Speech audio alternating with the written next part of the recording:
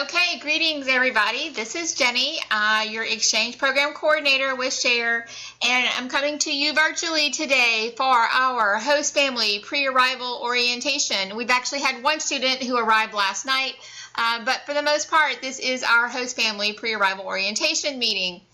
Because everyone is in all different parishes in Louisiana and Mississippi, we are going to do this as a group virtually, and I'm recording it for you here to make it easy on your schedules as well as a time that everyone can participate. So I'm going to send this to you with all of the attachments and documents I'm going to be showing you on your screen, as well as this form you're seeing here, the host family pre-arrival orientation. This one form is the only thing I need you to fill out and return back to me by email within the next 3 days. So say by August the 3rd, Friday, August the 3rd, I would need this form emailed back to me. All right, so what you're going to do with this one, the date held is today's date. We're doing it today. The date of recording and going live is today's date, 7:30. Location is in host family home. Your student's last name, first name, student ID. I will fill that out when you send it back to me. I have all the ID numbers. EPC name is myself, Jenny Bourgeois. Country of origin, wherever they're from. Guest speaker is Jenny Bourgeois. All students this year that are placed here are annual year placements, so they are all 2018 to 2019. We do not have any semester placements under me this year. All right, so this is what we're going to be covering. Even if you have already done this form, I please need you to go ahead and do this again for me, just because I need the date that the host family orientation, which is today, is different than your initial visit form that we may have done when I was there in person. All right, so these are the topics we're going to be covering briefly today, as well as giving you all of the documents for you to review at your leisure as well. I need for all members of the family, minors included, children, adults, to list their first name, last name, and then to have them sign it to the best of their ability if they're young. Just everyone in the home to say that they are aware that there is an exchange student coming in, and that some of these things have been gone over with them as is appropriate for their age. And then send it back to me the next 3 days, say by August the 3rd, and then I will sign it and date it once I get it back from you. Over here on the bottom, I will take care of that, and you can email this back to me. Okay, so first we'll just go through some of this, and a lot of this stuff we have covered either by email or in person, or you may have hosted with me in the past, and so you're already familiar with a lot of this stuff. But first, let's see. I have the host family handbook. Let's see which one that one is. This one is right here. So this is a multi-page, I believe this is 8 pages, this handbook. So this should be coming to you if you don't have it already in your attachments.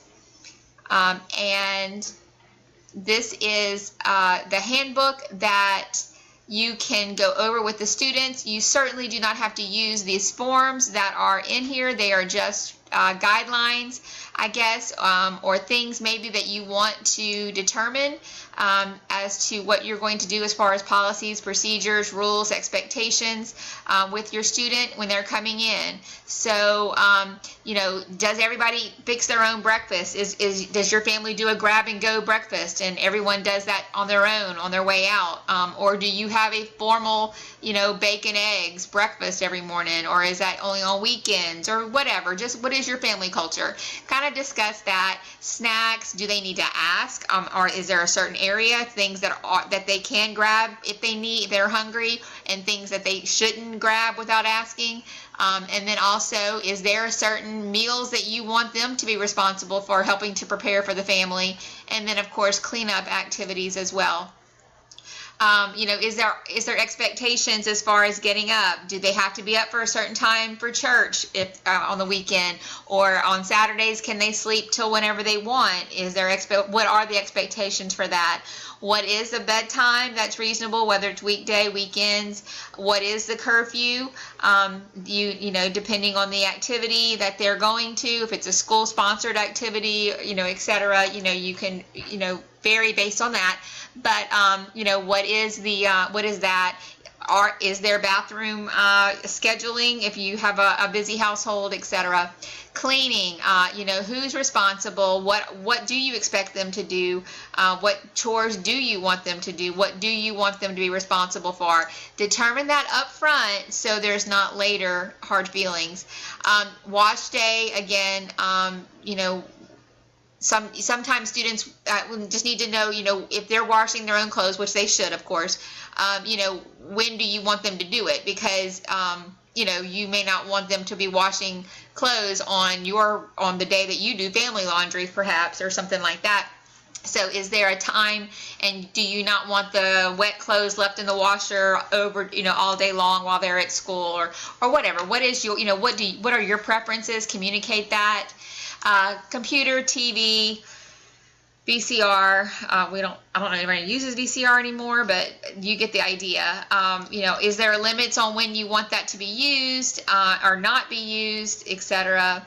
Telephone, usage. Most of them will be having their own cell phones. Is there a time that you want cell phones off or not being used, etc. Going out, what are your expectations when you're going out as a family? Of course, if they're going out with friends or with school, of course, any of their own social activities, they are totally responsible for, as far as spending money and their expenses. But other things as far as, family events, what are your expectations with that?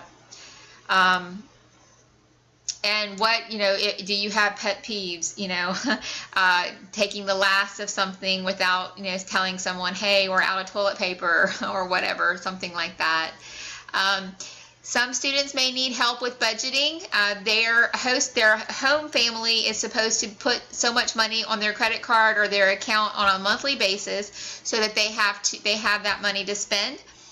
For the things that they need. Certainly everything required for school, they are required to do. So depending on if school lunches is a requirement, is paid. Some parishes, school lunches are free. Some parishes, for all students.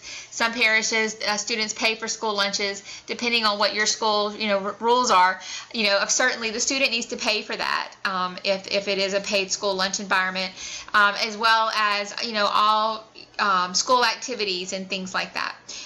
So these are the types of things. Sometimes students don't know at first what things they need to budget for. If they're planning to go to homecoming or go to prom, they need to understand that they may need to put some money aside in some of the previous months because, having to pay for those tickets if they're doing that, if they're going with friends or whatever, or for the pictures, or for the, the flowers, the corsage, the boutonniere, whatever they have to do, the dress, the makeup, the hair, it all costs a lot of money. And so they need to, know that. And a lot of them don't understand that because that's not a culture from where they're coming from. So they don't know to expect that those things can be quite costly. Especially sometimes they want to go with groups of friends and they want to rent a limo and they have to put in for that. And just all kinds of stuff that they may not even know to anticipate because they've never experienced it. So kind of discuss some of that as to what to expect. And then of course, just different things that they want to plan and budget for. So kind of talk about some of that so they have an idea. And then help them along with that. Okay, so that is what this form is referring to here, the host family handbook, and what we just went over is the host family and student workbook. All right, that's that one here. This one is the host family handbook. I apologize. This is the one that's more geared towards you as the host family, with some emergency contact information, and then all of the host of things that we've discussed some in the past. You probably already have seen this before, but I am sending it to you again just for your records. So I'll just go through some of this very quickly because most of this stuff you should already be familiar with or be aware of. Host families are expected to treat their student like a member of the family and not a guest. That means that, they need to carry their fair share of the weight, so that if you do have other siblings that are in the house, that they don't, after a month or two, start feeling, that they're being taken advantage of. because kids can feel that way if they're having to do chores and they're having, they're given certain expectations and rules and guidelines, but the exchange student does not. So because they're being viewed as a guest maybe, and remember they're going to be here for a whole school year, so they need to be, from the beginning, they need to have that expectation that they are here as a member of the family. To treat their student about the family rules and values. So if you have a certain family culture or a certain family, criteria that is set in place for your home, that student needs to at least be aware of so that they can be respectful of those values. To establish reasonable household rules and chores for the student, to guide the student in learning and developing throughout the year, to be flexible, adaptable, and positive throughout the experience, to speak periodically with the exchange student's high school counselor, check in, touch base, and to call the exchange program coordinator, that's myself, with any questions or concerns. All right, the exchange students are expected to participate in the host family as a member. So certainly, as the year goes on, they're going to be developing more friendships and more connections with their peers at school, and that's certainly to be expected and encouraged, most definitely, but not to the exclusion of the host family. They are still to participate with the host family in those activities. To adjust to the lifestyle of the host family, to share the ideas and culture with the host family, be flexible, adaptable, positive, participate in family, school, and community activities, be a good ambassador from their native country, to show respect for the host culture, and to discuss questions or concerns with their host family or myself. All right, this screen recording is limited to 15 minutes, so I may have to do it in 2 parts. So we'll see. I'll try to get through the rest of this and see how we go. So some things to think of as you are preparing for the arrival of your student. There's some lists here that you may want to go through, and things we just talked about a lot in the workbook we just went over. Some other preparation things, and then some things to think about when you pick up your student.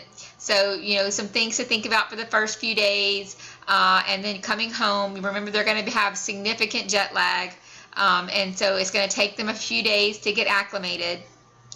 All right, let's see. Be prepared for the culture shock. Get them to this high school before the first day. Make sure that everything is okay paperwork-wise. And maybe they could tour the school. That would maybe help alleviate some of their anxiety about showing up on the first day and not knowing a soul and not knowing the school layout, etc. Being able to maybe meet an administrator or the counselor so they have a friendly face. They may, if a student is struggling in something, we certainly can, they need to get tutoring. That's fine. Let's see. We talked about chores, we talked about budgeting, we talked about expenses. Of course, your student cannot drive any type of motorized vehicle. That is a very significant hard, fast rule. Travel, please make sure they are certainly able to travel anywhere within the United States. If they leave the continental United States, or planning to leave the continental United States, we have to amend their visa. So they cannot go on a cruise, they cannot go overseas, they cannot go outside of the country, the 48 contiguous states, without getting that visa amended, because they will be able to leave just fine. They won't be able to return to come back home to finish out the year. So if they're going on a trip or vacation, we need to get that done 30 days in advance. Please make sure that we know about this. All right, visits from biological family. The exchange program is very strict about this. Nothing before the first 6 months is forbidden, and they do mean forbidden. So no visits from friends or family, basically until after Christmas. That's kind of the rule. But starting January, like the Mardi Gras holiday, Easter holidays, that's a good time. If a family member wants to come over, that would be a good time to do that. I'm going to stop this recording here, and then I will try to record a second one in just a second to pick up the rest.